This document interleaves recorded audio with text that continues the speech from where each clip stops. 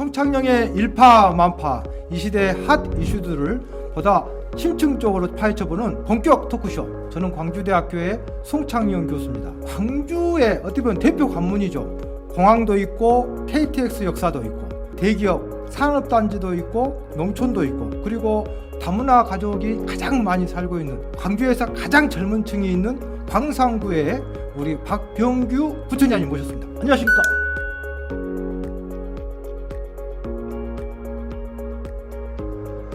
네, 안녕하세요. 광주의 미래를 가장 빨리 만나는 곳 광산구에서 일하고 있는 박병규입니다. 반갑습니다. 그 말씀이 맞네요. 네. 왜냐하면 광주의 미래죠. 네, 네, 그렇습니다. 지금 굉장히 인구는 조금 북구에 인구는 비해서는 조금 약간 더 적은 편이지만 곧 예. 젊은 층이 곧 워낙 이제 많아가지고. 그렇죠. 뭐 따라잡을 것 같고요. 예. 그리고 면적이 일단 광주의 45%니까 맞아요.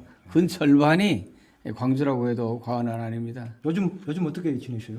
요즘 뭐 저희 같은 경우는 워낙 그 다양성이 풍부한 곳이에요. 네. 사실 작년 연말부터 우리가 다 경험했지만 한순간에 대한민국 민주주의가 이렇게 무너져 볼 줄 누가 알았겠습니까? 맞아요. 네. 그래서 민주주의를 회복할 수 있는 방안이 뭐냐? 또 한 가지는 그에 못지않게 또 심각한 게 민생이거든요. 그래서 네. 민생 경제를 회복시킬 수 있는 방안이 뭐냐. 그래서 이런 것에 지금 중점적으로 제가 아무튼 활동을 하고 있습니다. 심심하지는 않을 정도로 다 이렇게 겸손하게 표현하셨지만 아마 5개 구청장님 중에서 가장 바쁘신 분이 제일 할 일이 많습니다. 정말 이 업무 자체가 재난이죠. 너무 바쁘실 것 같아요. 근데 저는 뭐 일을 즐기는 편이라서 아주 재밌습니다. 대단하시네. 최근에 녹서라는 걸 네. 만드셨어요? 이게 뭔가요, 이게? 아마 교수님도 녹서는 네. 요번에 이제 들어보셨죠? 네. 예, 대한민국에서 녹서란 말을 아는 분들이 많지는 않을 것 같고 네. 특히나 들어보지도 못했을 것 같은데 네.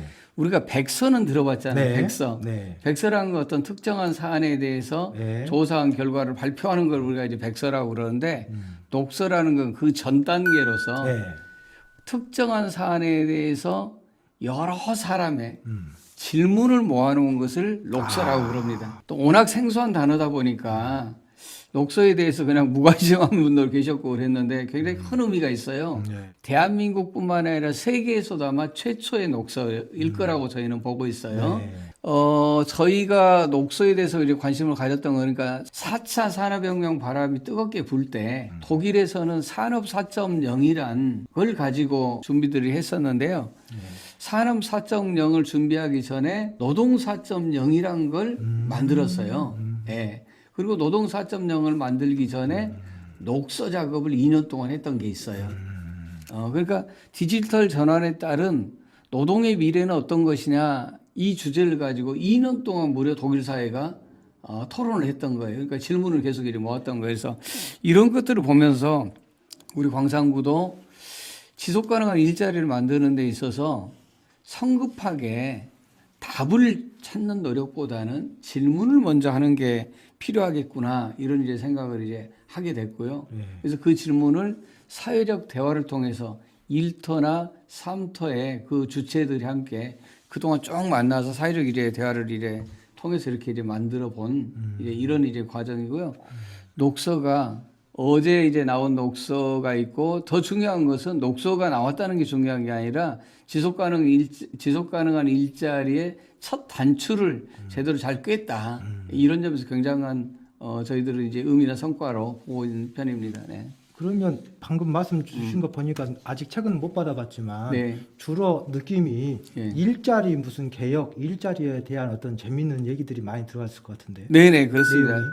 이 책이 어제 지금 이제 보니까 한 200페이지 가까이 되게 돼 있어요. 근데 이 책 내용의 80%가 질문입니다. 질문. 80%가. 뭘 해야 된다 이런 게 아니라 질문이 이제 80%인데요.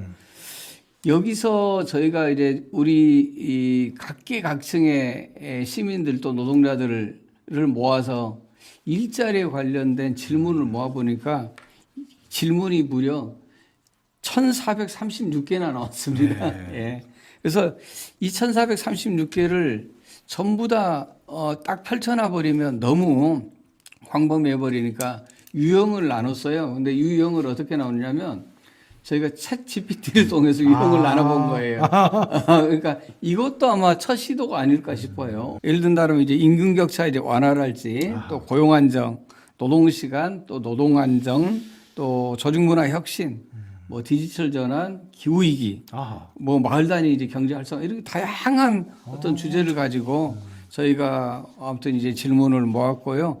이걸 이제 방금 말씀드린 것처럼 질문들을 의제별로 이제 정리해서 충실하게 녹서에다 이제 다 담아냈습니다. 일단 어젠데 자체가 예. 너무 좋은 것 같은데 예. 왜냐하면 창의적이고 또 예. 미래지향적인 것 같은데 사실 지금 광주가 제일 극명한 문제가 뭐냐면 당면한 문제가 지금 젊은 청년들이 자꾸 유출하고 나가고 네네. 있지 않습니까? 예. 이러다 보면 결국은 지방 소멸인데 시기적으로 굉장히 적절한 지금 어젠다를 잡고 있는 것 같은데 궁금한 게 우리가 보통 그 책을 만들었거나 혹은 토론을 하거나 그러면 어떤 문제를 하면 그러면 당연히 해법 중심으로 어떤 얘기를 결론이 나와줘야 되는데 주로 질문 위주로 하는 이유가 있었을 것 같은데. 네, 그렇죠. 그러니까 저는 대한민국의 문제가 저는 그거라고 보는 네. 거예요. 뭔 얘기냐면 항상 어떤 특정한 것에 대한 답이 있을 거란 생각을 가지고 그 답을 누군가는 가지고 있으면서 질문을 하고 있는 게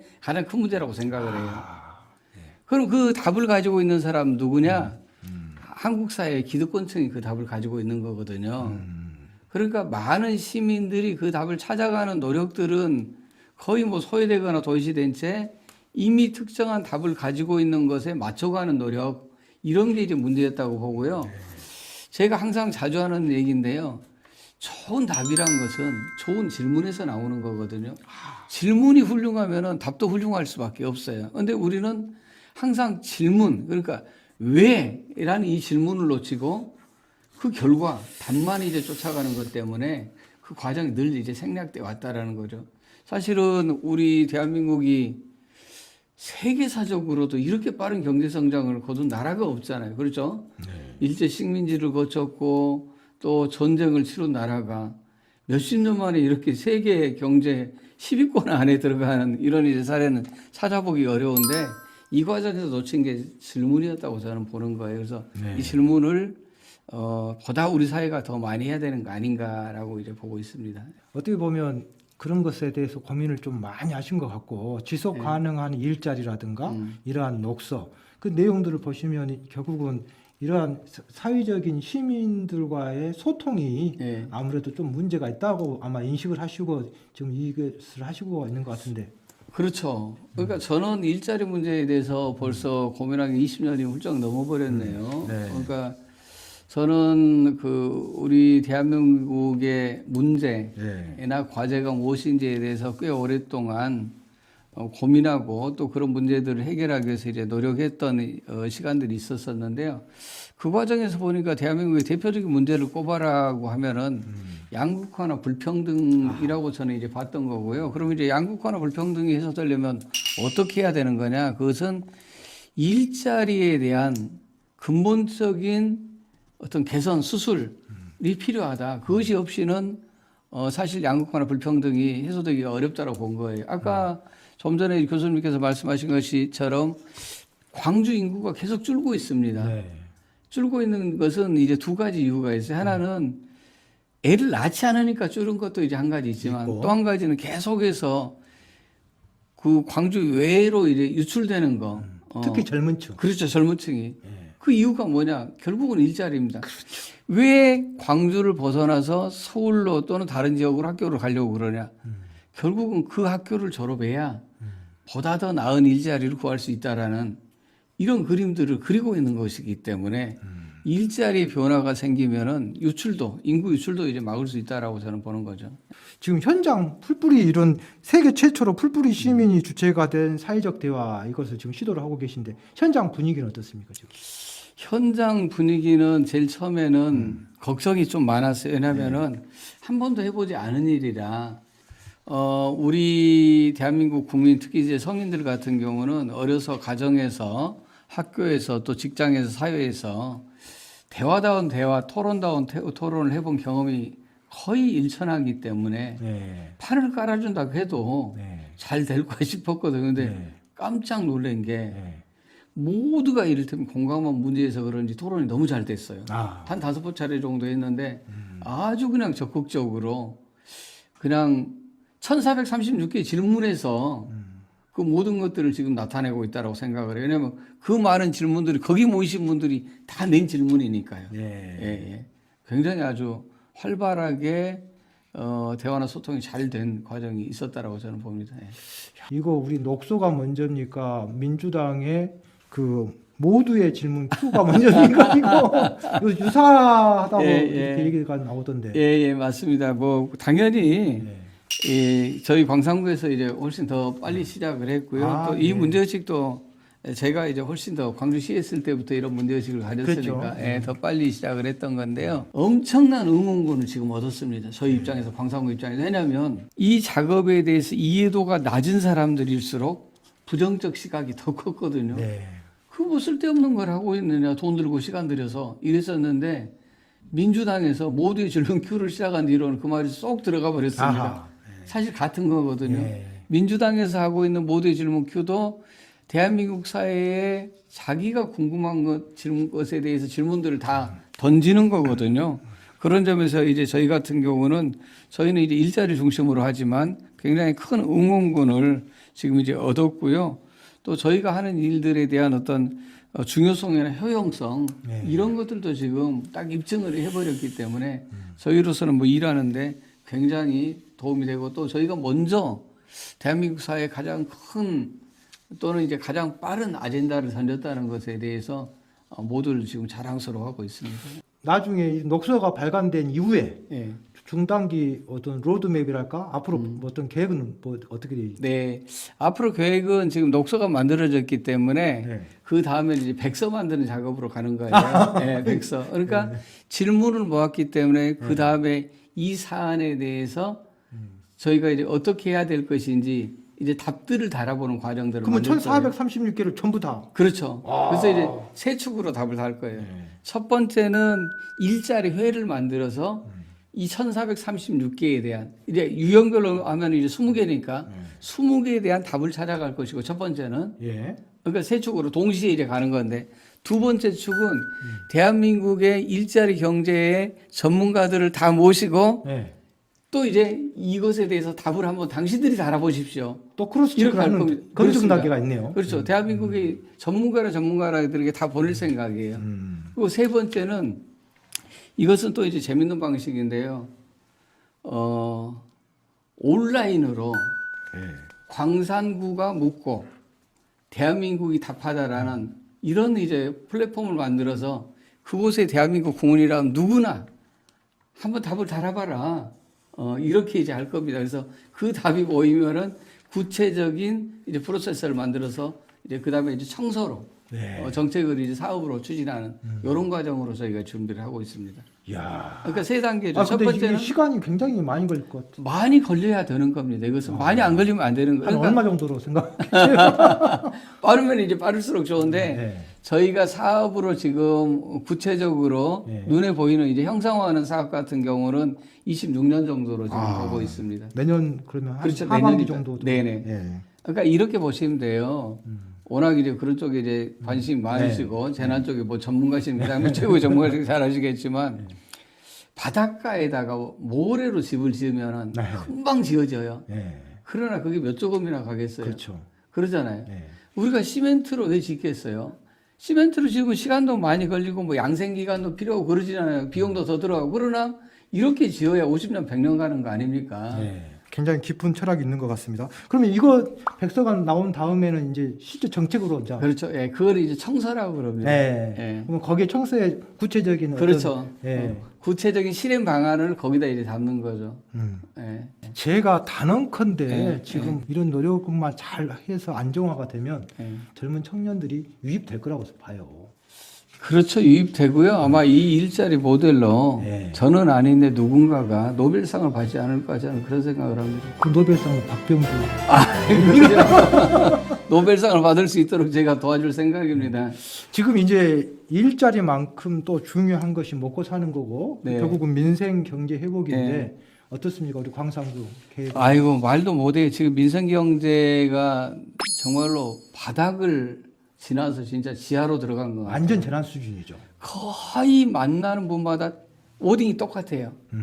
코로나, IMF보다 훨씬 더 힘들다. 똑같은 말씀이에요. 네. 이때 특징적인 게 있어요. 어떤 게 있냐면 많은 자영업자나 소상공인들이 무너질 때 유독 잘 되는 업종이 있어요. 네. 뭐냐면 인테리어거든요. 네. 왜냐면 계속 망하니까 간판이 계속 바뀌는 거예요. 그래서 간판집이 잘 된다라고 그러는데 지금 간판집도 안 됩니다. 왜냐하면 망하고 나서 누군가 들어갈 여력이 안 되는 거예요. 그 정도로 지금 심각해요. 그러니까 곳곳이 공실이에요. 곳곳이. 아, 저는 방송국 이 주변에도 공실이 엄청 많습니다. 이 정도로 지금 힘들어요. 그래서 저희가 1월 달에 도저히 안 되겠다 이렇게 있어서는 그러니까 중앙정부만 믿어서는 안 되겠다 싶어서 제가 각계각층을 다 모셨어요. 뭐 학교 총장님들, 또 종교 지도자들, 또 기업인들, 또 뭐 노조 대표자, 소상공인, 자영업자, 뭐 사회적 경제 다 모셔가지고 소방서, 경찰서까지 다 모셔가지고 비상경제 대책회의를 해서 우리 경제 상황이 지금 이 정도로 심각하다. 특히나 일테면 서민 경제가 이 정도로 지금 심각하니까 각계각층에 살 수 있는 노력들을 지금 다 하자라고 제가 제안을 했고 저희 같은 경우도 지금 부지런히 지금 종합계획을 세우면서 뛰고 있고요. 저 같은 경우는 아침마다 지금 1월부터 날마다 아침에 민생 살리기 캠페인을 지금 하고 있습니다. 제가 이제 행안부에서 하는 뭐 재난관리 평가나 을지연습이나 안전한국훈련이나 여러 가지 안전 관련된 평가를 하다 보니까 17개 시도 228개 시군구 여러 지자체장님들을 많이 만나봤는데 사실은 모호하게 원론적인 얘기를 많이 하시는데 우리 구청장님은 좀 더 구체적으로 동별 마을 화폐라든가 또 뭐 할인 행사 이런 좀 구체적인 어떤 정책들이 나오더라고요. 네네네. 어떻습니까? 그러니까 이런 거예요. 우리 구에서 이제 당장 할 수 있는 것은 구 차원에서 하고 또 21개 동이라고 제가 말씀드렸잖아요. 이번에 제가 그 21개 동에 각각 특색에 맞는 민생 살리기 정책들을 추진을 해보자 그래서 각 동들이 지금 이제 하고 있습니다. 그래서 어떤 동은 1,000원 거리를 만들기도 하고 그러니까 1,000원만 있으면 뭐 커피를 마신다랄지 뭐가 되든 간에 아무튼 1,000원이면 해결이 가능한 이런 이제 거리를 만들기도 하고 우리 구 차원에서는 이제 1,000원만 있으면 점심 한 끼를 먹을 수 있는 이런 1,000원 한 끼 사업도 하고 있고 또 뭐 이제 구 바로 옆에 있는 이제 송정 일동 같은 경우 지역 화폐를 만들어 가지고 그걸 가지고 또 이제 상권을 살리는 이제 이런 일도 하고 있고 그래서 아주 지금 21개 동에서 잘하고 있어서 제가 이게 성과가 있으면 책을 하나 쓰려고 그래요. 민생 경제를 살리는 21가지 방법 해가지고 그걸 지금 제목은 제가 정해놨고요. 곧 나올 수 있을 것 같습니다. 네네. 지금 하고 계신 거 그거 모으기만 하면 되는 거죠? 그겁니다. 지금 다 하고 있으니까. 하고 계시니까. 네네네. 사실 아무리 경제 상황이 나쁘더라도 일정하게 그 부를 축적하신 분들 같은 경우는 충분하게 버틸 수도 있고 또 우리가 그 위기라는 게 위험도 있지만 기회도 있다라고 그 와중에도 또 돈 버시는 분들은 또 많이 벌기도 하는 겁니다. 사실. 그래서 그런 이제 상층에 대한 경제적 이제 상층에 대한 정책은 우리 구 단위에서 그렇게 심각하게 고민하지 않아도 되는데 정말로 경제적인 취약층들 또는 사각지대 이런 걸 잘 보는 게 필요하겠다 싶어서 방금 말씀드린 이제 그런 정책들을 지금 집중적으로 저희가 추진하고 있는 겁니다. 광주 전체에서 산 단위를 가장 많이 가지고 있는 곳이 광산구고 제조업 같은 거 한 70%가 광산구입니다. 그렇습니다. 그러니까 정말 그 일자리 또 어떤 민주주의 소통 이쪽 전문가인 우리 박병규 구청장님이 계시니까 우리 광산구 구민들은 복 받은 거 아닌가요? 제가 복 받은 게 아니라 아니 제가 복 받은 거죠. 국민들이 복 받은 게 아니라 제가 사실은 일하는 시간이 보통 일반 직장인들 시간으로 따지면 2배 이상을 해요. 2배 이상을 일을 하는데 그러면서도 계속 일할 수 있는 이제 에너지가 뭐냐라고 묻는다라면 시민들의 자치력이에요. 어떤 일을 할 때 시민들이 그렇게 열심히 도와줘요. 저는 사실 그렇게 못 도와줘 봤거든요.